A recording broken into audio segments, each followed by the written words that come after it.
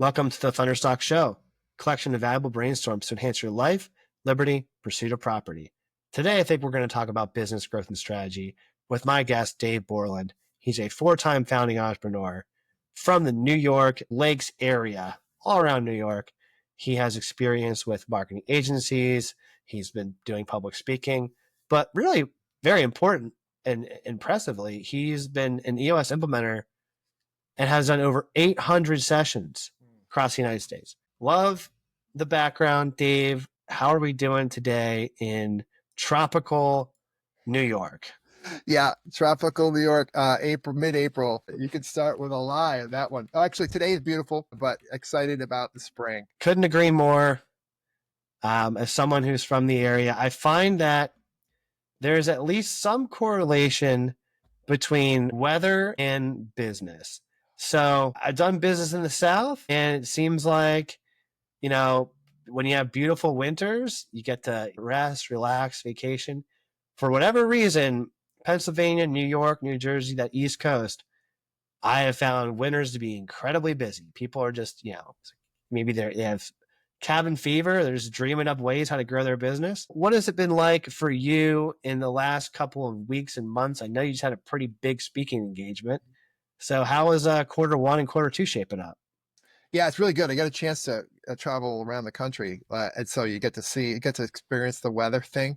That's what you're saying. I had a client in Louisiana, super hot, and it's just slower. It's just everything's slower because it's even inside. Even if it's inside, by the way, it's usually 50 degrees. Outside, it's 100. I don't know why they do that thing, but it's yeah. I'd say the last month or so, this rejuvenation. I don't know. You're right. Up here anyway, it's related. It's to like excitement. The November, January, December, January, sometimes February are like that hunkered down. Let's strategize because we got nothing else to do. And now it's like execution, but also like I don't know, the vibe is different. It's like we can do this quarter because we can see that the flowers and grass coming up and it's exciting. There'll be a lull in there at some point that they're like, hey, I want to be outside. I don't want to do any of this business stuff. But right now I'm hitting that perfect wave. You've had plenty of experience with EOS and especially with marketing. One thing that I find fascinating is the cycle that I find with entrepreneurs where it's like I liken to it like a roller coaster, where there's periods of time where it feels you're really, really slow. You're still doing the work. You're building momentum, climbing to the top. And then all of a sudden you just shoot down and you're like, oh my gosh, it's going so fast. Good thing I'm buckled in. And what that really translates to a lot of people with what we're talking about is they may spend so much time working in their business, they forget to do business development and generate a pipeline.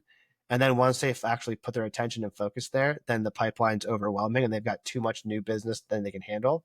Yeah. Do you feel that that's a commonality between businesses? And is that a problem that you've sort of hedged against and solved over the years? Yeah. If you're thinking about exactly what I like, typically that's the construction industry. So I worked with some people in that industry and, it's make or break. We built that in the marketing world. You get that client and you're all in and you're hopefully all in on that client and you're doing the great work. And then all of a sudden it's gone because it's done. Right. That happens with some industries. Yeah. And so this wave, the cycle, the sine curve, I call that 100% true. So one of the tools that we have is this thing called the scorecard. People call it different things, but EOS, we have what I call a scorecard. And we're trying to see the future. And that actually in my business back in the day, before I was an EOS implementer, we were a marketing agency. We would have that problem of we can't see the future past, the projects we're in. And then it became a terrifying thing, right? Or you're like the other side, we've got too much business. The salespeople are out there plugging away and it's great. And they're like, yes, we can start tomorrow. And we can't, we don't have the resources to start tomorrow. And now there's anger and angst there too. How do we ramp up for that? So yeah, that scorecard thing will allow us to see, hopefully done well, you'll see the future because of that number. You're ruled by data driven facts, not like egos or guesswork. And so it's like, what do we know? What do we need to know? And moving into that. So every industry should have some sort of number, like one or two numbers that you're like, here's what we know it looks like so that we're not doing that sine curve thing. What would that be? And in our industry back then, it was, billable efficiency was part of how do we knew we're doing well, but there were, the number of like, what is our, we call it the budget look like? What's our 3 month out budget? And what do we know? And so when we knew it wasn't that, it's like, hey, we need to make 100,000, whatever your number was per month, or 200,000, whatever our number was for us, that was the make or break number. We had to have that in the pipeline, not in the pipeline, like guessing, like we think they're going to work with us, but they're actually ready to go. And so that became a thing. We just focused on the one thing, and that. Oh my gosh, you said the phrase that I was hoping to hear, and I love to hear, the one thing. One thing. Because when everything is a priority, nothing's a priority. Right. Really. I made the analogy to a client that think of your focus like a source of light. You can either be a spotlight or a lighthouse where it's very focused and it scans, or you could be a disco ball. And right now, I told this client, I feel like you're being a disco ball. You're doing a lot of really sexy, fancy things all over the place, and it's kind of mesmerizing, but really, I can't look at somebody 6 feet in front of me without, just getting the wiggles out from all this stress. Right. And they kind of laughed at the example, but I'm like, no, seriously, if you're trying to guide ships into harbor, so to speak, or the analogy to close business, you have to give them a clear path in which to do it so they can see the same for your business, same for your clients. And my goodness, your background in marketing is just such an interesting thing, because I have talked to, I want to say 6 EOS implementers about just, what's it been like, what not necessarily interviews, but I think I can name 1 or 2 that have been marketing agency background. So that's such an interesting background.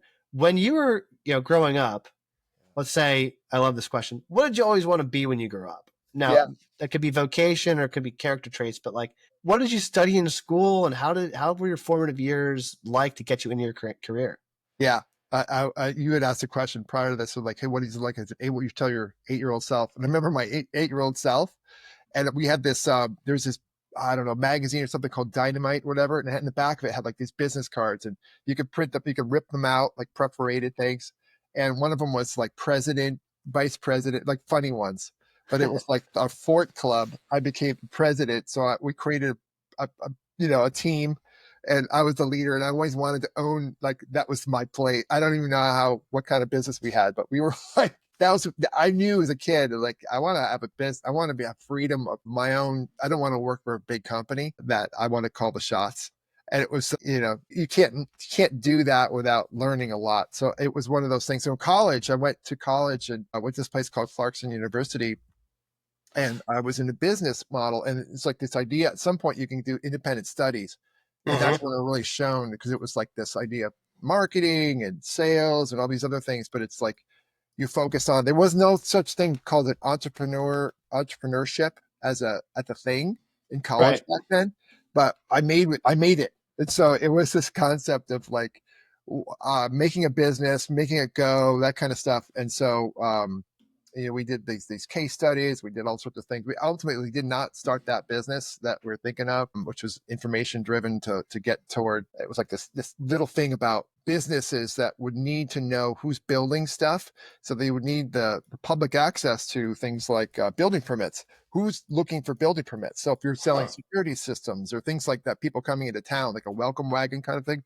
Yeah. Nobody had access to that back in the day. You had to go in and do the hard work of like, who did building permits and where. So that was a model which my dad had used in his business. So there's the background. So he was an entrepreneur or a small business owner? Yep. He was a big bit. He worked for the telephone company, and then he decided that was not right for him, and he decided to start his own business. So I saw that growing up with that business, what it looks like to be an entrepreneur. Yeah. And so I was like, I want that. It's really interesting you say that, because the idea that you can want to be a business owner, but you don't know the business, I feel like an entrepreneur is a lot like a salesperson, where a salesperson needs a product to sell, an entrepreneur needs a business to start and grow. But having that awareness and probably that background from your father of not only what to do, but what pitfalls maybe to avoid. Oh yeah. How did that influence, your first go with things, your go with things with like let's just say your agency, for example? Yeah, pitfalls. So yeah, what you learn is what you're good at and what you're not. And Mm, so I had assumed you're told in school, high school, everything, right? It was your kid. You have to be good at everything. You have to be well-rounded. You have to be, in sports, and you have to be in the theater or whatever you have to do. Like your grades have to be high. You have to be good in every grade, everything, right? right. History and science and math, or otherwise you're kind of a failure. You're right. You're not in that space. That you're told that. So I think one of the things that was beat out of me as an entrepreneur is that I'm not good at most things. And so, Interesting. yeah, who is, right? I mean, Right. seriously, I was To be great at, honest. yeah, but you can't do all things. So I think ultimately when I finally had a business, in all the businesses, there was points of ebb and flow. But I think the biggest ones that I learned was like, there's a guy named Dan Sullivan who runs Strategic Coach. And so we're big believers in that. EOS loves Dan Sullivan and vice versa. But that's idea of find a who, not a how. Find someone Mm. else to do that thing that their unique ability is, right? What's their unique ability? If I could find that person, that's gold. And so as soon as I started doing that over time, having a who, not a how, either by luck or because it was intentional, finally, Right. and it was like that biggest learning for me was like, don't do this ever again. And of course you do it again, but that, you learn and you finally at some point get it beaten out of you. That's why I say the word beaten out of you, because you get it, but you don't get it until you do it 7 times. And then it finally like, oh, okay, that's what it is. I think people that listen to the show and that I've talked to about entrepreneurship, they're so, whether it's the emotion of fear or whether it's they don't know if it's the right time. The hardest step is going from 0 to 1. Yeah. Once you've tried and failed, trying again and failing is like, oh, you kind of have like, okay, well, what's the worst that could happen now? And then Right. you have more frame of reference of what's the worst that could happen. And you're like, all right, well, at least have experience with this pain. Oh, let's see, I can do a little bit more. But I find that a lot of successful entrepreneurs very, very rarely, now there are some exceptions, but very rarely is their first business they start the one that they stick with for forever. Yes. I don't know if you've seen the same trend or not. Yeah. No, I mean, I'm not doing the lemonade stand. That anymore, right? Yeah, you learn. And my first one, that was a huge failure. Like, but it was the best experience. And you keep learning, right? And if you're not, by the way, if you're not failing, one of the things I was in this, I had a conversation with. This is going to sound like I'm name dropping, but I was at this event recently, and Coach K, Mike Krzyzewski, who was there, Yeah. Duke. Also all the gold medals from most of the men's basketball teams. And I mean, just like LeBron James and Michael Jordan, all these guys, right? Yeah. So I asked him a question that John Maxwell said once. He says, what's one thing you've learned that I should learn? So I asked that to Coach K. I only had a minute with him. Oh, I love that question. Yeah, I did too. He looked at me funny. And so like, why are you asking me the question? But then he answered it and he said, you should fail miserably and do it spectacularly. I'm like, what? This is the answer? And then that was it. I couldn't get more detail, but I've been thinking about that. You should fail spectacularly. And that idea of what you just said was if you're not learning from those experiences, you can't grow, but it also inoculates you. What's the word I'm looking for? That you know what failure is and you didn't die. Yeah. Right? You didn't die. You didn't lose your relationship. Your health isn't poor. There's some things that are real, right? That you don't bet your whole house and your family on, and your time and your relationships. Never Sure.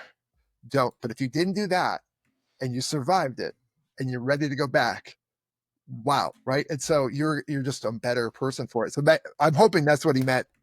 I wish I could ask him more. I love that. And it makes me think of a story that before I got into entrepreneurship, and when I say really, because I've done a few like half-hearted, I look back on them and I was like, wow, it's laughable. Learned a ton, but really didn't earn much of any from my first few businesses. Yeah. A buddy of mine, we went to high school together, and then he was one of those drop out of high school with like 3 months to go to start a business, entrepreneur type guys. And from 17 till, he was like 31 when I hit 14 years of entrepreneurship, which is more than most people have in any given job or career. And he told me one time, at happy hour, he goes, "You know the difference between me and that guy down the street panhandling?" And I was like, "What?" He goes, "I'm." He goes, "I have failed more times than the average person's ever tried." And that lesson stuck with me, and I was like, "Okay, so now I'm just gonna try." Yeah. Like, I've only failed a handful of times, and I'm still fine. Yeah. No, I love that quote, Coach K. You crushed it. One of the other basketball coaches I really admire is, I'll say John Wooden. John Wood. Yeah. And UCLA, yeah. the hardest frame, I used one of his lessons.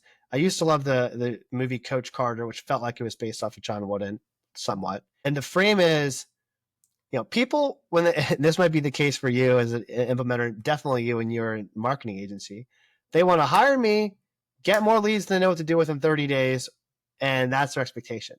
And I'm like, okay, let's play this out. If I get you all these leads, what are you going to do with them? Right. Like, is it going to help your business? It could hurt your business. The analogy is, for day one, John Wooden, I'm going to teach you how to put on your shoes. Right. And these college basketball players are like, what the heck? I'm 18 years old. I've been putting on my shoes myself for 14 years. He's like, no, pull your socks all the way up.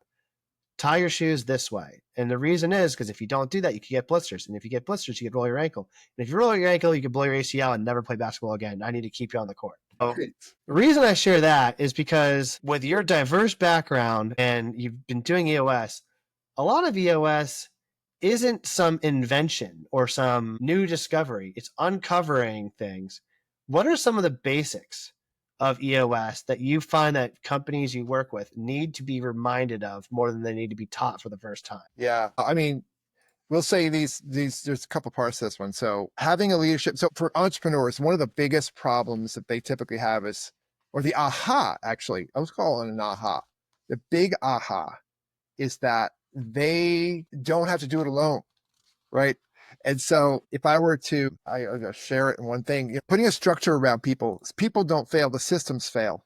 Right. The systems fail. Why does the system fail? So one of the big takeaways is that they try to do what you just said. Like, I need this to be done right now. I have this problem, fix it. So I'll come in as an implementer. My job as implementer, for everybody listening, is to not be I'm not a consultant in the business. I don't need to know the business. My job is to teach what EOS is, a framework. It's a system, right? It's a great system, but it is a system. The system works if you follow it. So like anything else in life, you can go to the gym, but if you don't use that gym, you don't have somebody helping you through it. You're just going to look at machines and you're like, oh, I'll just try this one a couple times. Read a book, maybe read a chapter. Nobody's helping you. There's no accountabilities. That idea of the system works if you follow it, and it will not usually be an overnight success, but you'll notice when you go back 3 months, oh my gosh, what just happened? One of the things I do when I work with clients is that there's this quarterly thing that I work with in the process. And I'll go back, and the first part we talk about is like, and actually I call this is a Dave Borland thing. It's not an EOS pure thing. It's like, we're going to do a 2-minute drill. Here's how it works. And you're going to write down in 2 short, quiet minutes, everything you can think of in the last 90 days that has been positive, right? Positive only, personal and professional. Write it down. And then we're going to go like a opening presents at Christmas, one at a time. You're going to give me one and only one, and we'll keep going till we run out. And it takes 15 minutes. And it's the best 15 minutes, which most people don't do. They usually just go, hey, we had our best year ever. Great, let's move on. And then that's another thing that I wish entrepreneurs knew, that you do not celebrate your team with your team. They will burn out and leave you. And I don't care how great you are, those people will go. And so like that just epiphany came to me one day, and I'm like, these maximizers are great, because Jeff Bezos is way more successful than you and I and everyone. But there's an and, right? I don't know if he's happy, and I don't care. That idea of next is a thing, and it works for many people. It works for like these great visionaries in the world that have built massive companies. Right. Most of my clients don't want to build massive companies. They want freedom. They want freedom of time and money and relationship and purpose, but they don't necessarily want a $1 trillion company. And then they don't feel bad about it, right? They want to have that life that they want outside the business. That's such an interesting frame, and I love that 2 minute drill concept. It reminds me, I think entrepreneurship and business ownership, of all of the careers and jobs I've done, which has been plenty in my youth, the most similar to how I feel on a day-to-day basis and what it's like from a scheduling and effort standpoint is when I attempted to try and be a professional athlete. And I just think that entrepreneurship's a bit more lucrative if you can get it right, for at least for me. Some athletes make great money, but Yeah, few and far sure. between. But one of the sports organizations that I have some ties to and I'm familiar with is Penn State has a wrestling team that is arguably the greatest dynasty in college sports across sports. They have set and broken their own records for, best team of the year over the last 10 years, like 3 times.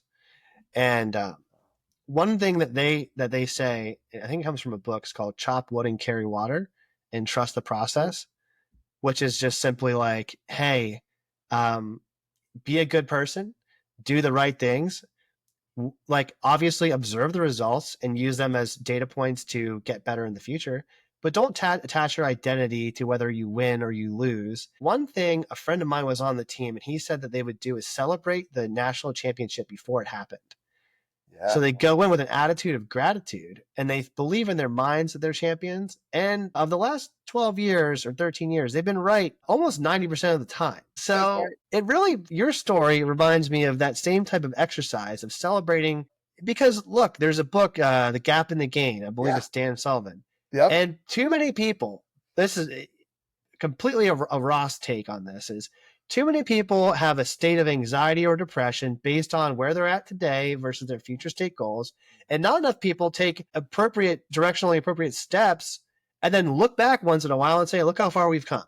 Yeah. Oh, yeah. Yeah. So, I mean, it's just everywhere, right? James Clear, familiar with James Clear, Atomic Habits?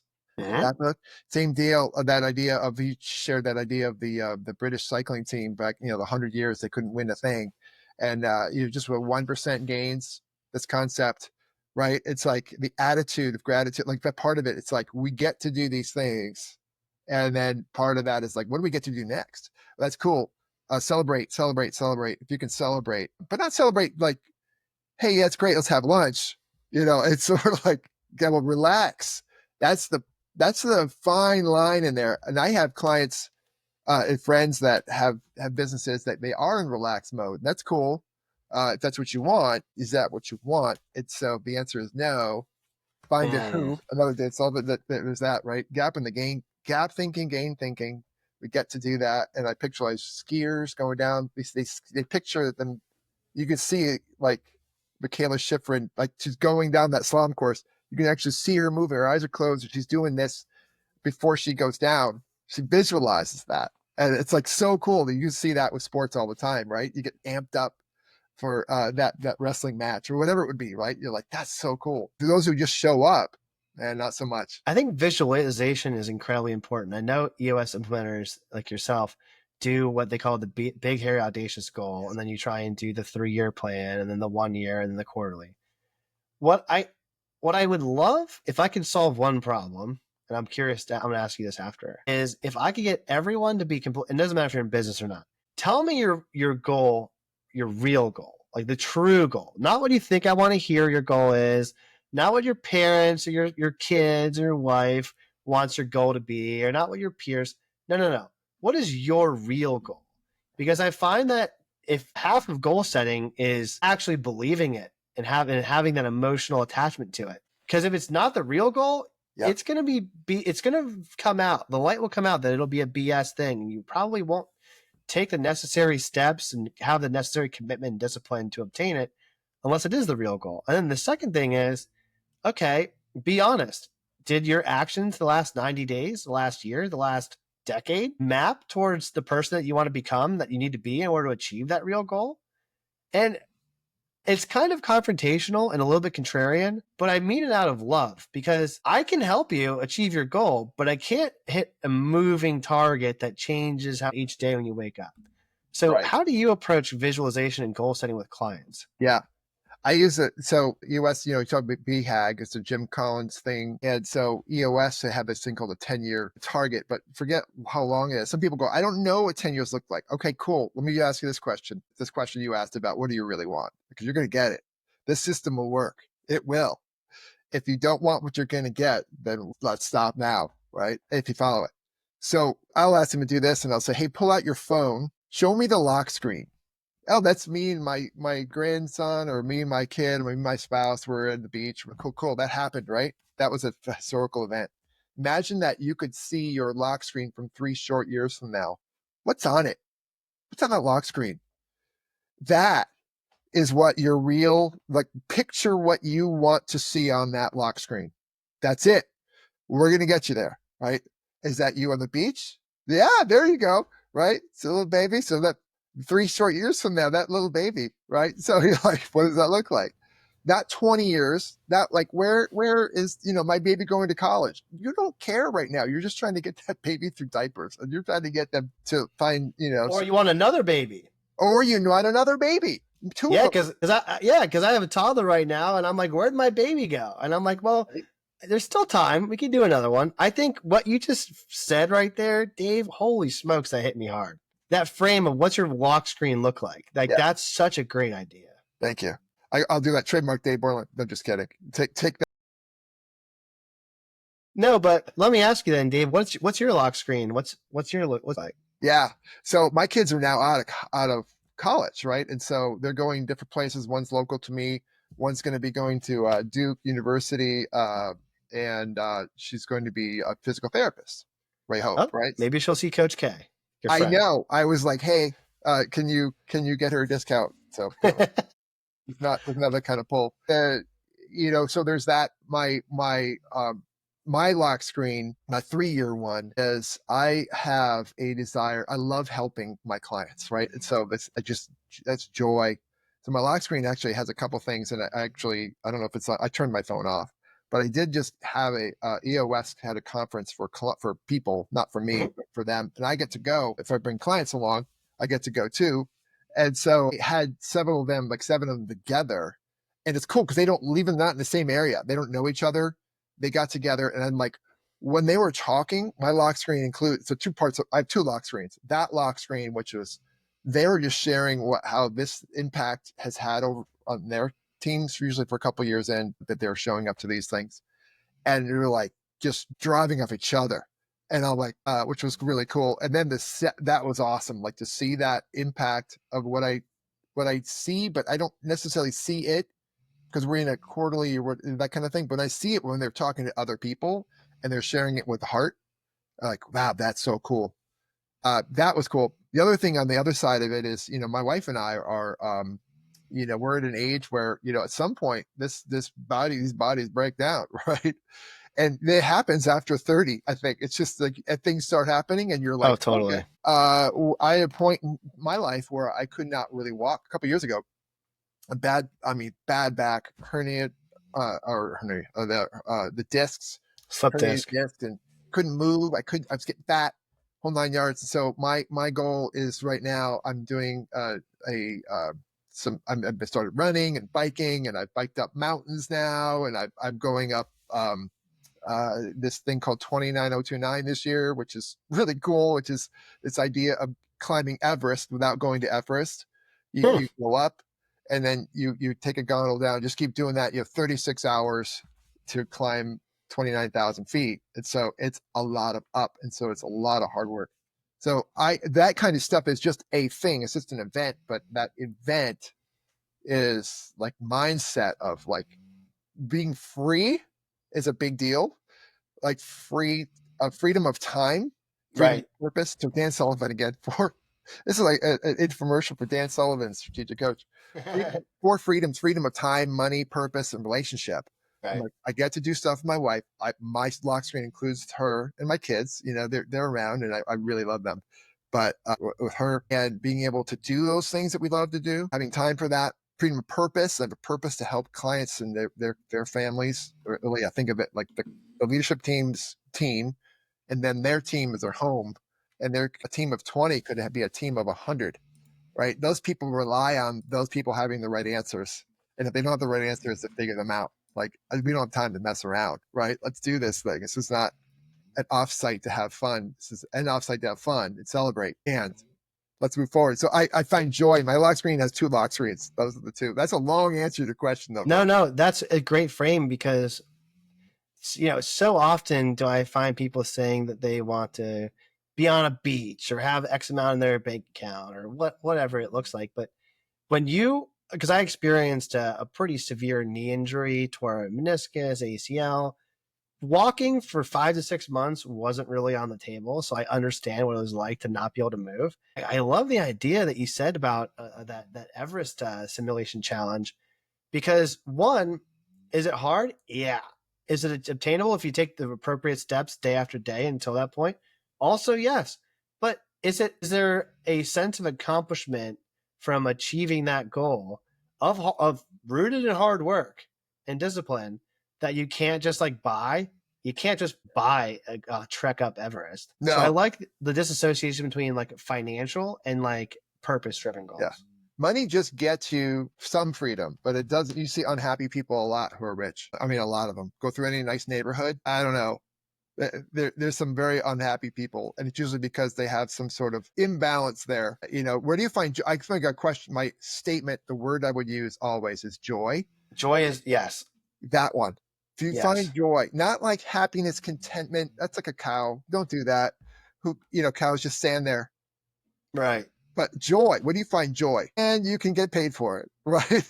Because that joy often comes with, how do you get freedom? Okay, some money, and you got to have time and healthy body and all these things. It's like there's all that stuff. But if do you find joy in it? Because if it's a business, you can find joy in. You're probably getting paid, or you're probably exuding that to others who want to come around you. I don't know. It's like a magnet. There's a frame, Dave, that I want to share with you because it goes right along what you're talking about. It's when people say, my goal is to be happy. I agree with you. Happy, one, it's broad and nebulous. And I think it's also a fleeting emotion that I can be happy throughout points of the day. Doesn't mean I enjoy the day, right? I could have a very stressful day and, be in pain physically and et cetera. And then my daughter could do something funny. I could laugh and smile. And that was a great 5-10 minute part of it. But the remaining 23 and a half hours, I thought were not great. That to me is not that's a moment of happiness, but it's not a joyful day. The frame is this. If you were to look back at your calendar for 90 days and say, what was on your calendar for the days that you enjoyed the most? And how can you then forecast in the future to do more of that? I think people would maybe would be more quote unquote happier or will enjoy their life. They probably, I would be willing to bet the farm, be more successful too. Mm-hmm. So 100%. Let me ask you, what are your most joyful days have in common? Yeah, my joyful days, it's usually thinking about if I were to sit the joyful days includes all the things I want to do that day. So I have done this. Been on a beach. I love beaches. I love walking. We love hiking. We're doing the stuff, physically stuff, right? And it's sunny out. I picture those days with my family and at clients. I'm literally can I do something that's not I hate sitting around on after a while, about an hour on a beach under a beautiful umbrella. It's perfect temper. Doesn't matter. Hey, let's go walking. We do this with a Fitbit or whatever. We're just crazy stupid. But find joy in a day that you can not just disengage, but you can sometimes engage. And so this balance there. We're not just lazily drinking margaritas, which sounds great for a few hours, maybe. But it's, for me, the real joy is when I look at those dates, it's there's some purpose during that day too. We got to do what we wanted to do, freedom of that. But sometimes I'll find joy even in the days that there's nothing else going on. I look at some of the client work that I did and seeing breakthroughs. Sometimes there's crying involved, right? A good crying. It happened. Happy tears. Then we move forward with a team, and I just saw that, and I'm just wow, I just feel I want to cry from happiness. And I see that, and it's not professional to do so when you're trying to facilitate a team. I try not to start crying.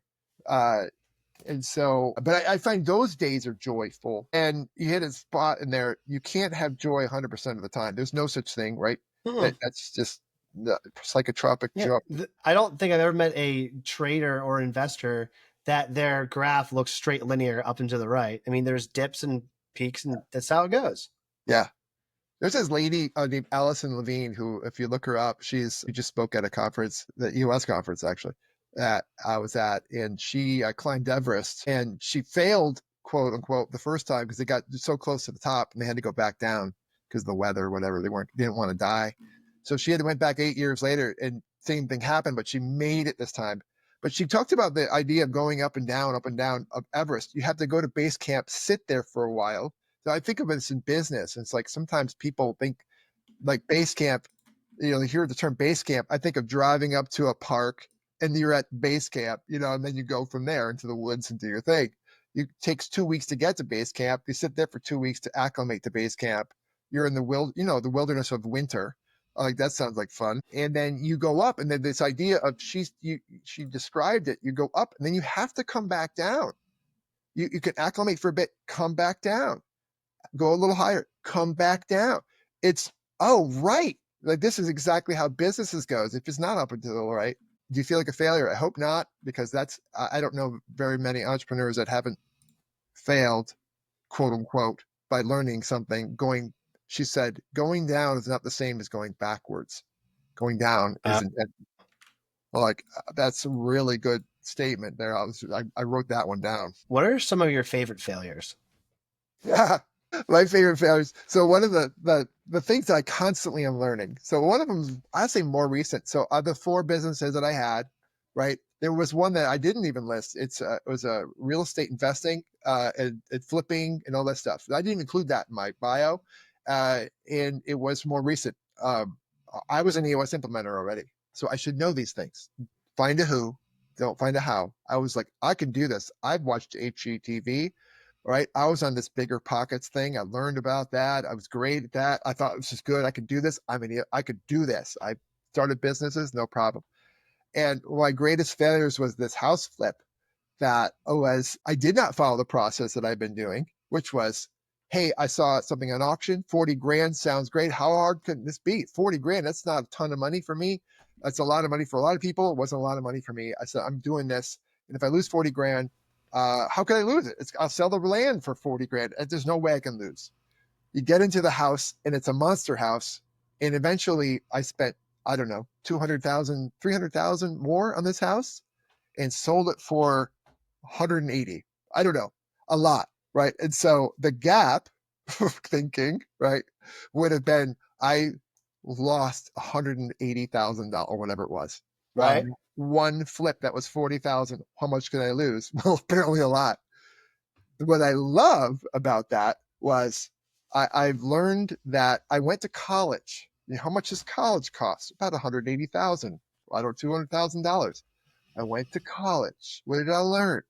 I learned it wasn't, independent studies, or whatever studies, liberal studies. It was a very specific goal thing, which was trust the system, have a system, trust the system, find a who, don't chase the bad with more bad. It's like, yeah, the gambler fallacy.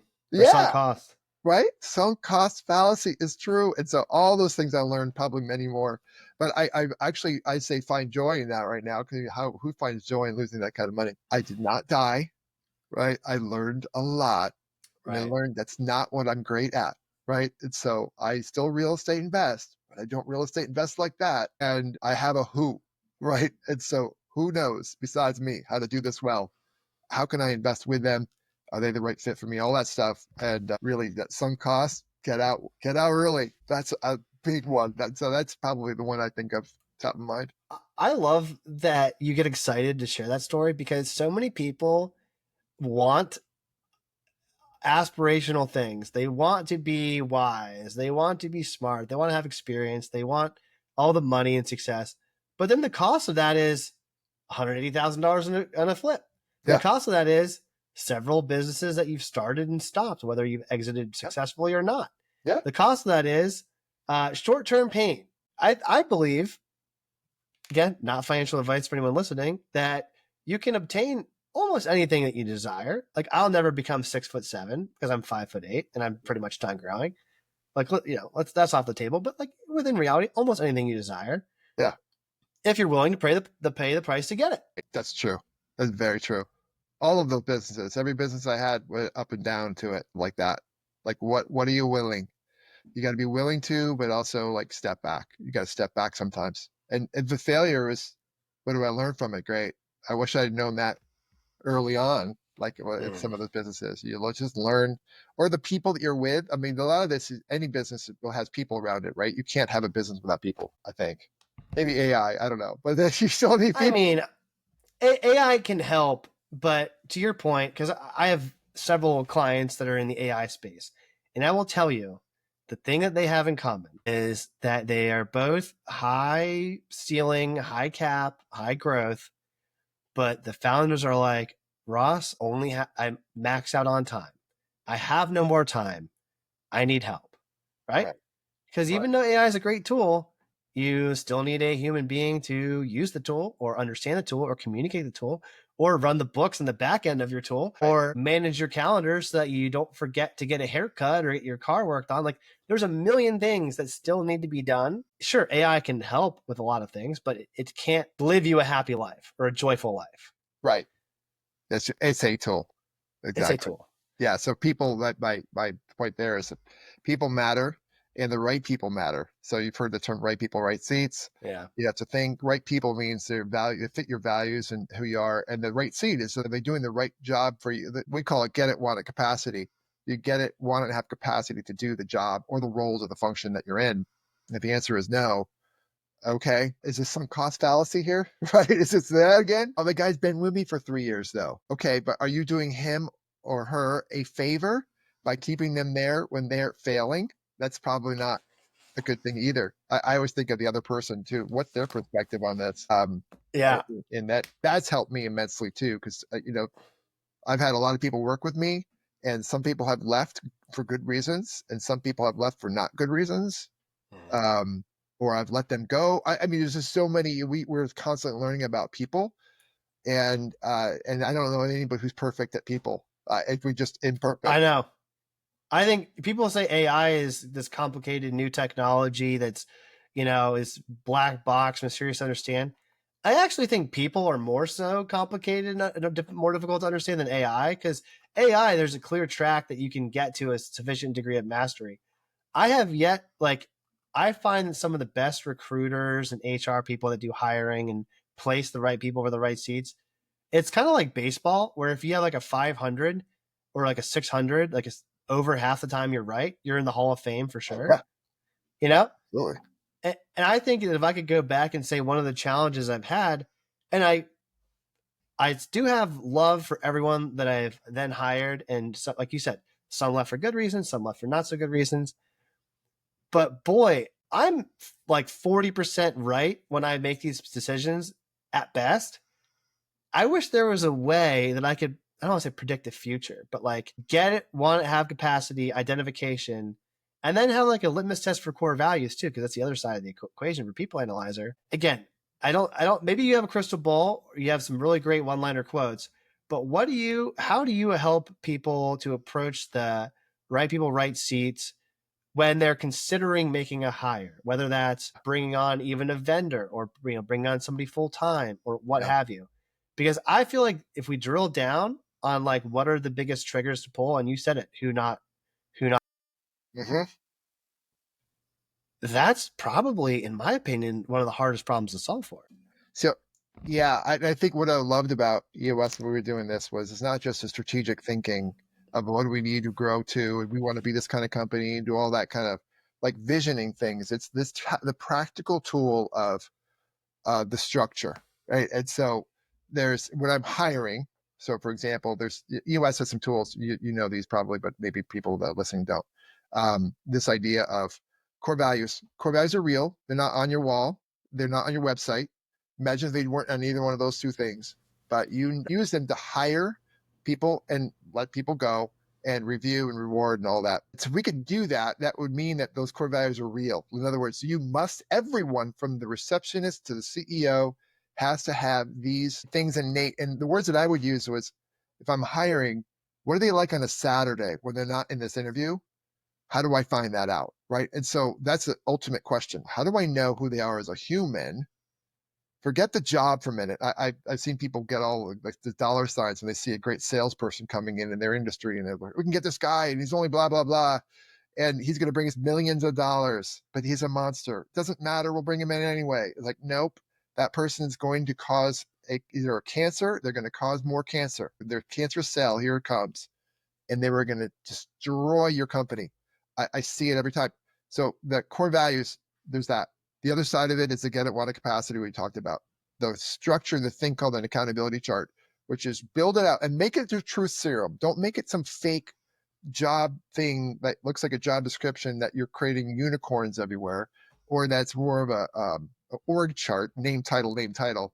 It's literally like, okay, we have these roles. Nobody works here. We start from scratch. We have a function from marketing to sales. Just think of how bringing out a customer or client on, right? Sales, operations, finance, HR, internal stuff, HR, operate, all that stuff there. And then somebody's got to run the team, and somebody maybe a great visionary person. Then all the people below, what do the roles look like? What do the functions look like? And we build that out, and then we put names in it. And then when we apply the person I'm trying to hire into one of those, and I go, do I believe that they get it, want to have capacity to do that job? Maybe. How do I find out? I'd just be curious, more curious. And so when they're looking for that core value first, yes, fit. Okay. Look at the second part, because we're not just trying to fill a role here, unless it's very temporary, then you care less. But yeah, there's not a lot of roles like that with the companies that I work with anyway. Right. Even in manufacturing, things like that, they want somebody to like be diligent in that role. Do they get it? Want a capacity? Cool. Are they also not going to steal from us? Yes. But do they have the qualities that we want in a human? Core values first, but then I love your frame of what I like on a Saturday. Yeah. Right. That's something that I haven't heard again. I'm glad I asked for a one-liner. That's the one I'm thinking. There it is. Because the get it, want it capacity, I talked to another implementer yesterday, actually, and they were going over the Colby assessment, which is like the cognitive, or how do you behave, what are your driving instincts? And then this never clicked for me until yesterday, and I want to share it with you to see if you've heard it or you think this way. It's like there's the Colby, and then you have your what they call like the emotional or affective test, which is like your Myers-Briggs or your DISC, those types of personality type profiles. And then you have what you call the Wonderlic, or like an IQ test. This guy, Bill Stratton, shout out to him, love the guy, great peer. He says, think of Colby as your G, your DNA. Think of the Myers-Briggs or the DISC as your W, on if they're by nature they want to do these things. Like what are they, what do they feel like they want to do? And the C could be the Wonderlic or IQ. Do they have the capacity for the IQ or the intelligence to actually understand? If they don't already have the experience, can they get the experience in a fast enough timeline? And I was just like, my God. That's amazing. God, trademark Bill Stratton. Yeah, so trademark Bill Stratton, that one, shout out to him. I don't take credit for that.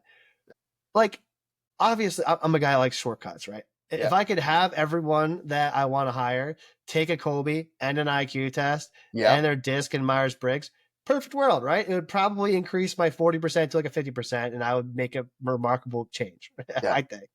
And I mean, I think it's, I'm speaking almost facetiously, like those numbers aren't accurate. It's just, But my point is like, are there any other tricks? What are they like on a Saturday? Do they meet the core values? Do they GWC? Where you can tell, like, let's say that there's a role that requires, this is something that drives me nuts with recruiting. I need you to be right out of college with 5 years of experience. Right. To me, that's like a silly thing. It's like, you can't have that expectation. But what are some things in terms of capacity that you look for in markers? They may not have the experience or the years, but they have the potential that in 3 months, 6 months, 9 months, they can learn up. How do you solve for that? Because I feel like the get it, want it sometimes is more obvious than the capacity part. Right. Yeah. I think of, all the kinds of capacities that there are, right? So we think about time. Time is always a big one when you're in the business, right? Do I have time to do this role? And if I have 2 or 3 different functions that I fill, whatever, do I have time? So take that one aside for a moment, because you're hiring them. They're going to have time, right? So we start with that one. Mental capacity, emotional capacity. It's not just mentally can they figure this stuff out, like IQ. I would take it one step further than that. There's emotional capacity to be in a role that says, if you're in sales, you need to hear no a lot, or your customer service, you need to get yelled at, right? You don't need to, but you will be, You will be. right? You have the emotional capacity to do that role. So it really, some of these things that none of these tests will tell you, but it's like, hey, when was the last time you were yelled at? And how do you, I mean, like, how would you respond to that? How did you respond to that? You know, you're trying to be curious about what ways can I answer? I'm not an HR guy, but when I'm No. asking those questions, if I can legally ask some of these questions, what would you do on a Saturday if you could? You know, what do you find yourself doing? You know, it's like, okay, capacity, right? Is this a job that's going to be a lot? I mean, like you think about like what's capacity feel like, mental capacity, spiritual, whatever, right? Emotional, time. You get it? I mean, like all that stuff in terms of what capacity would be. It's have the innate ability to do this job. Those questions would be like, what are the questions? I always ask the team internally, if you were to truth serum your hires, what questions would you really ask? Now go find out from HR if we can actually ask those questions. Right? That's a great frame. Yeah, do that. That's a great frame. It goes back to the goal setting too. Yeah, It's like, hey, how do we get the most accurate, but realistic questions for an interview process? But same with goals. and then just do that repeatedly. Just Yeah. you'll come across one that's like, oh, that one. Use that one. Try it again. We did. Oh gosh, what's the name of the hiring thing? It was really good. Just the idea of fire your. Oh man. I know. I think I know where you're at. Where it's like, hey, you should fire your bottom 10% every Yeah, quarter or something like that. that one. Yeah. It's a system and process. And forget the getting the 10% gone, but it's like it's a way to do business. Very intentional. Sometimes it's a lot though. I was in an interview with somebody who had a 3-hour interview, and that was the third interview of that system, right? And so it's like for everything, you can't have 9 hours of interviews with people. You got to figure that out. So yeah, it's not a perfect science, but it's like the idea of once they're hired, are they still that way? Hire quickly or hire slowly, fire quickly is a thing, but it's hard because they're a human, and you're like, now you're learning that they have kids, or that it's like, okay, what if we told them in advance that when you come here, there's still a 90-day period or whatever, some period of time where here's the expectations, not just for the job, but how you show up. We could do that. I think people like, what will those questions be? What would this statement be if you told people the truth about what's going to be like to work here for 90 days and what we're going to judge you on? No, I'm not trying to use that word in a harsh way, but we're right. gonna, right? Yeah. How are we going to measure? Like, what does good look like, right? Yeah. What does good look like? And so, Yeah. and they want to know what that is too. What am I trying to do here? Where would we have a problem? When wouldn't we have a problem? Like that kind of stuff during the interview. And I'm listening for that because I want to tell them the truth of how it is to work here. I don't want to paint the picture of how great it is because they're going to do the same to me. They're going to tell me how great they are. And I'm going to tell them how great we are. And we'll play that dance. And then they show up and it's nothing that's like the truth. So I ultimately, it's imperfect, but that idea of core values and the accountability chart is we use that on a regular basis. We call that quarterly conversation. It's a conversation, not a review. We don't do that thing where we're like, I'm going to rate you 1 to 5. Right. And I'm going to do a 360 anonymously with all these other people that are going to grade you poorly, or that they're going to grade you great because they know that it's only the same team and you're all peers. It's some weird thing. Let's just have a conversation about where you're showing up, and we'll do that early and often and how that would look.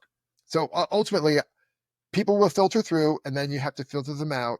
You'll just get better at that. I just start with those. What questions would we ask? That would be my final. That's such a good frame, though.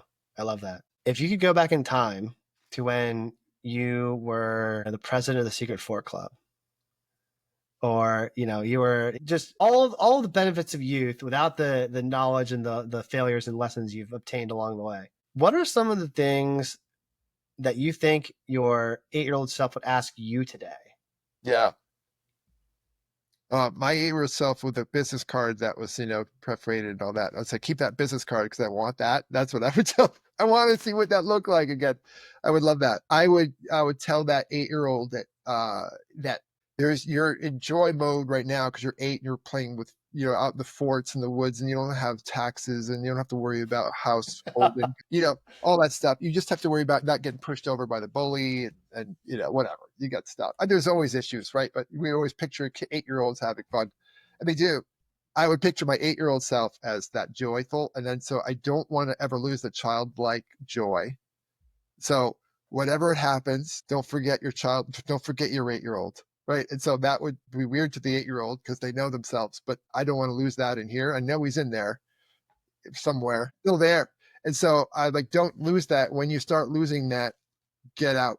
Like, and I don't say get out, like give up, but sometimes Pivot. the role isn't what you need it to be. But I wouldn't change any, all the failures of things. I guess I don't really have a regret.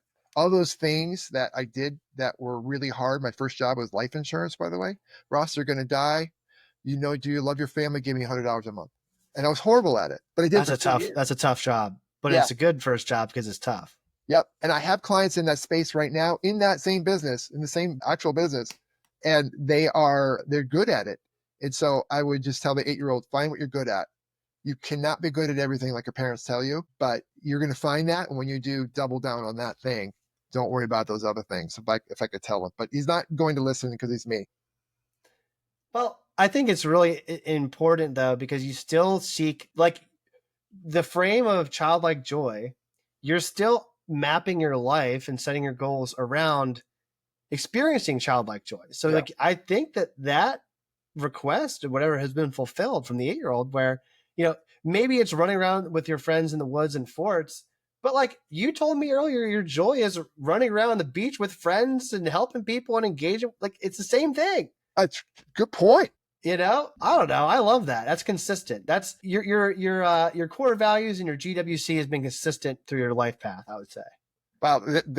Thank you for saying that. That's an epiphany. I appreciate that. That's good. No, that's cool. Yeah. Well, hey, very not serious question. Davis, where can people look you up, get in contact, find you? How can people get a hold of you? Yeah, so there's a couple easy ways. One was my website. It's eosworldwide.com/Dave-Borland.com or Dave-Borland, excuse me. That's one way. LinkedIn is easy as well on LinkedIn, Dave Borland. Happy to one of the things I'll tell people, it's like, hey, I get paid well for what I do. However, sometimes people say, I don't want to pay you, but I kind of want your stuff. Great. One of our core values, my core value for sure, is help first. Whether you pay me or not, give me a call. Give me a call. My email is dave.borland@eosworldwide.com. You can do that. You can call my cell phone. That's my cell phone, 518-928-1265. You can text me, whatever. I will take your call, right? So the idea of I will help first. Now, I might not, be a client. You might not need to pay me. That's fine. If I can help you in some way, I will. No, there's no strings attached to any of that stuff. So Excellent. Works too. Everyone listening, this is for you. I hope that you map your life course around that which brings you joy, purpose, and that you can live the EOS life, whether you're getting into starting a business, you own one right now, or you're just listening and you work at a job. It doesn't matter. The principles apply. Retain your childlike curiosity and joy and go forth and help first. Dave, thank you so much. And for everyone listening, I don't run ads in the show. The only request I have is to share it if you found it valuable. Until next time.